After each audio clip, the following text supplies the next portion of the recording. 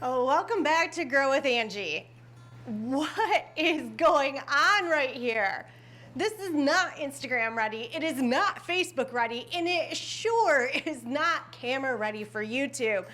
So what I'm gonna do is talk a little bit about what's going on with the units, and then we're gonna go through a whole process.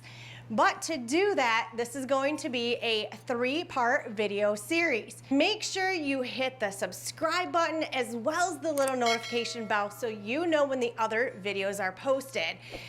I have a big surprise for video number 3. I'm gonna try a totally new growing experience. I love trying to experiment with things because that way if I succeed or fail, I can pass that knowledge on to you. Now I also want you to know that if you're doing hydroponics in any other system, any other type of hydroponics, a lot of this is the same theories and methods, and you can learn something here as well. So if you're ready, let's start diving in and looking at what is going on with this unit. Okay, the first thing we're gonna do is move our lights out of the way, and I'll actually shut one of them off. What we're gonna do is go through and grab these that have bolted. You can see how long this is. I'm gonna snip these off because this is actually still really good lettuce. I'm gonna put it off to the side in a bowl, and we're gonna eat this within the next couple of days. I'm going to try and trim out the good lettuces that I can. Now this lettuce is a red romaine, and this is actually from True Leaf Market, and I was really happy with how much lettuce I got. And again, Angie, you didn't eat it fast enough. Why do you have to do this? This unit was planted in December. If you can go to the grocery store and you can buy a tub of lettuce and it lasts you 6 months, let me know, because this has lasted me 6 months. And maybe you're wondering, why did this bolt? Why did it get so crazy like this? Well, I'll tell you a little secret. My house is not air conditioned. We live in the woods, and we have really big awnings over our roof, and we can just put fans in the windows at night, and then during the day we just lock everything down. And because we're in the woods, it actually stays pretty cool in the house. But we did have a pretty big warm up, I guess you could say, and the house was pushing 80. That really made the lettuce go berserk and start bolting. Anything that's getting pulled off, all of this scraggly stuff that's not good, is going out to the chickens. The chickens actually love it when I am cleaning units because they get all the leftovers. Look at how much this one bolted. You see this? Crazy. This would make a really good salad. One of the other things, turn the light back on so you guys can really see this, is my green onion. My green onion, it's just drying all out, and I don't know if its actual green onion is growing green onions, and so they have to come out. I was just doing it for the ends. I will go through, I'll wash these up, and whatever ones maybe, ooh, smells so good. Whatever ones are still good, I'll go ahead and cut those up and maybe freeze them. We can use them for tacos. Now, one reason why I am not just yanking this whole thing apart and cleaning it today, and why that's gonna be the cleaning video will be the second follow-up video, is because I still have my basil that I wanna keep going. Don't wanna shut the unit off quite yet because of the basil. Yes, I can pull it out and they can wait until it gets filled back up and cleaned up, but video number 3 in the series is going to be the new experimental thing. This one is gonna get cleaned and it's gonna be turned into a whole bunch of herbs. The kale unit is going to be, you gotta wait and find out. All right, I'm gonna take a minute, clean the rest of this up. I'm gonna throw it in a big bag, and then it will go out to the chickens.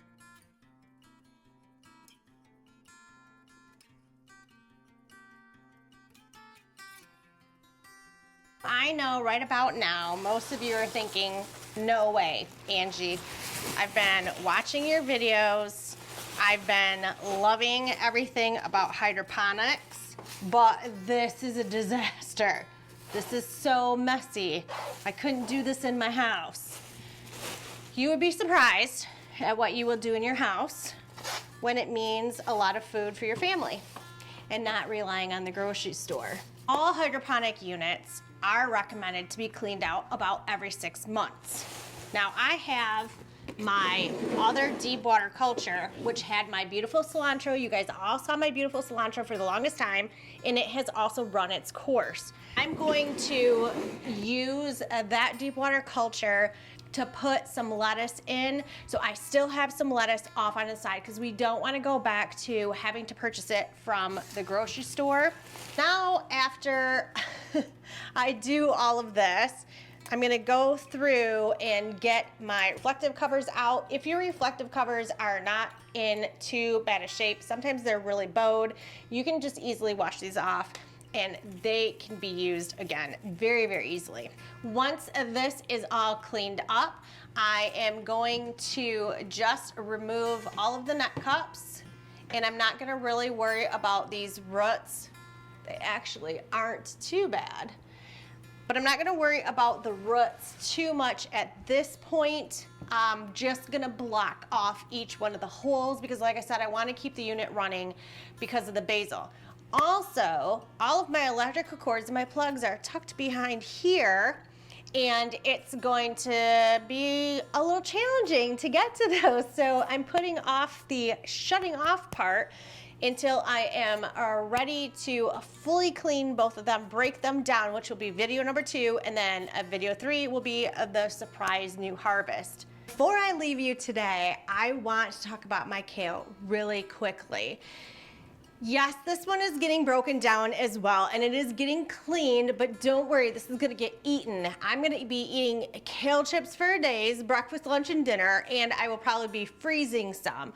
But I can put my arm in here, and this is where my trellis is, and I am well over elbow deep in kale. Also, the kale that is up underneath is not getting any light, and it is just dying off. I'm getting a lot of this up underneath.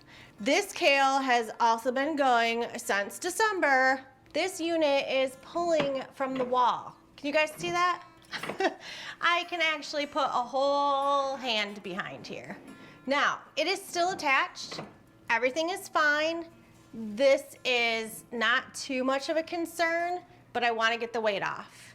The attachment in the bracket is still on the wall, but it is actually bowing the back side of my unit.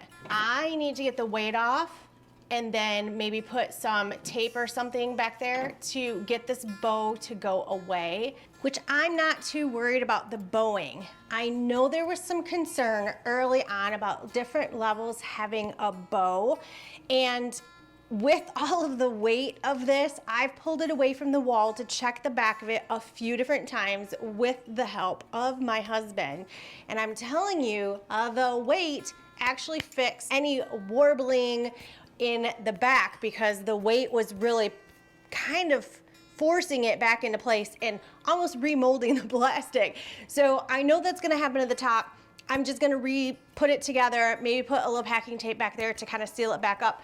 But I wanted you guys to be aware that this can happen with the weight. So please, please, please use your screw and your little attachment, because I would not have this kale if it wasn't for that. This would be on the ground. 100% this would be on the ground. I'm gonna get back to cleaning up the rest of the lettuce, feeding the chickens, eating this the next couple of days, and then we're gonna start getting into cleaning. So I will see you on video 2.